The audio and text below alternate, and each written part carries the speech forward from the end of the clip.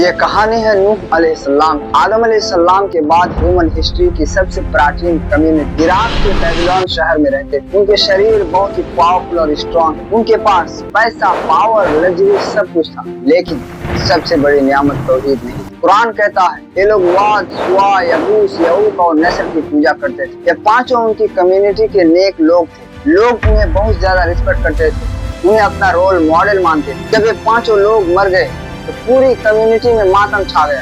लोग उनके कब्रों पर इकट्ठे होते और उनकी याद में रोते। इब्न कसीर लिखते हैं, शैतान ने इस चांस का पूरा फायदा उठाया। उसने लोगों में गुड इंटेंशन डाला।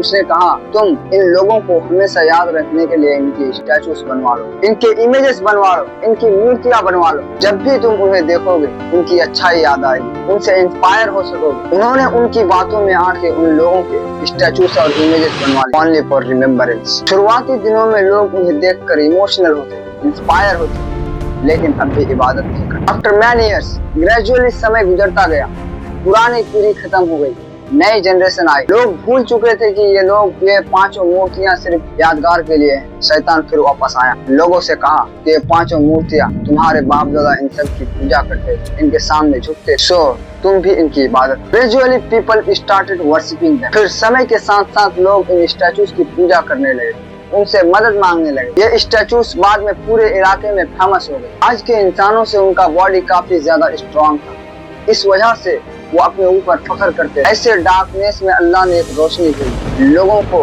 अंधेरों से बाहर निकालने के लिए अल्लाह ताला ने नूह अलैहिस्सलाम को नबी बनाकर उन्होंने लोगों से कहा सिर्फ एक अल्लाह की इबादत करो, उनके साथ किसी को पार्टनर मत बना। जब नूह बोलते तो कुछ लोगों के चेहरे पर सॉफ्टनेस आ जाती, लेकिन उनके सरदार आके कहते क्विट हिम, इसे छोड़ दो, ये तो एक नॉर्मल साधारण इंसान है। अगर अल्लाह को मैसेज भेजना होता तो किसी पावरफुल आदमी के जरिए भेजता। गौर कीजिए, एक दो दिन नहीं बल्कि साढ़े 900 साल तक नूह अलैहिस्सलाम ने अपनी कौम को दावत दी, लेकिन सबने उनको डिनाई किया, किसी ने उनकी बात नहीं मानी। सूरह नूह वर्स नंबर 5 से 12, जहाँ नूह अलैहिस्सलाम खुद कहते हैं मैंने उनको रात में दावत दी, दिन में कॉल किया, ओपनली बुलाया, सबके सामने बुलाया, छुप कर बुलाया, पर्सनली बुलाया। वो कहते हैं तौबा करो, अल्लाह तुम पर बारिश बरसाएगा, तुम्हें वेल्थ देगा, तुम्हारे बेटे और ज्यादा कर देगा, तुम्हारी लग्जरीज और बढ़ जाएगी। एक ही शख्स एक ही कौम को रात दिन समझाता रहा, लेकिन किसी ने उनकी बात नहीं मानी। कौम ने कहा if you don't stop this I will crush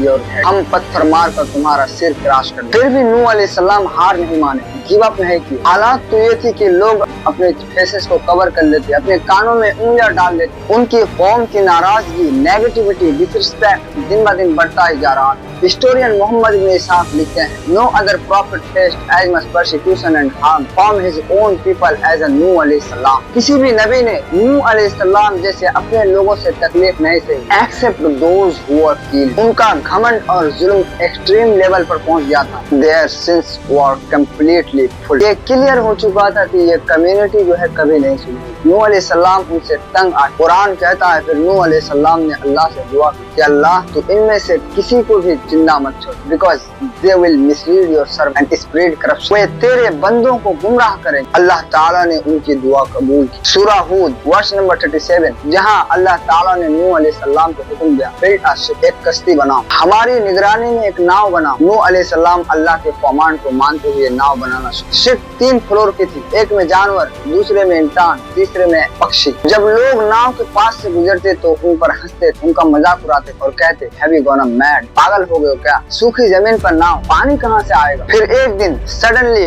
नूह के घर के चूल्हे से पानी निकलने लगा। सूरह हूद वर्स नंबर 40 में कहा गया जब तन्नूर उबलने लगा, आसमान बादलों से भर गया, हवा तेज होने लगी, जमीन के चश्मे फूट पड़े, ऊपर से हैवी बारिश और नीचे से पानी उबल, एक विशाल सैलाब स्टार्ट हो गया। यही सैलाब हिस्ट्री का सबसे विशाल सैलाब बनने वाला। लोग डूबने लगे, कोई नाव की तरफ भागते और कहते नूह हमें भी सांस ले लो, हमें भी सांस ले चलो। नूह अलैहिस्सलाम का एक बेटा काफिर था जो ईमान नहीं लाया था। आखिरी बार नूह अलैहिस्सलाम ने उससे कहा बेटा अब वक्त ईमान ले आओ, लेकिन उनके बेटे ने कहा नहीं, मैं सबसे ऊंचे पहाड़ पर चढ़ जाऊंगा, पानी मुझे टच भी नहीं कर सकेगा। फिर सडनली एक अचानक बहुत बड़ा तूफान आया और उन्हें भी साथ ही साथ उनकी आंखों के सामने इमाम तबरी लिखते हैं कि यह बारिश 40 दिन और 40 रात तक लगातार, नीचे पानी, ऊपर आसमान, पेड़ पौधे, माउंटेन, कुछ भी बाकी नहीं था, सब कुछ डूब गया। पानी चारों तरफ कह कर रहा, इंसान से लेकर जानवर तक सब मर गया। शिप लहरों में उछलती रही, तो पानी आहिस्ता आहिस्ता घटा। शिप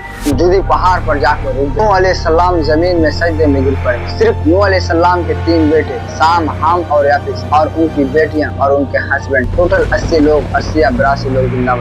बाकी सब के सब तूफान के दायरे में डूब के मरे। फिर इन्हीं 80 लोगों से एक नया चैप्टर ऑफ ह्यूमैनिटी शुरू हुआ। आज हम जो हैं वो उन्हीं की औलाद हैं।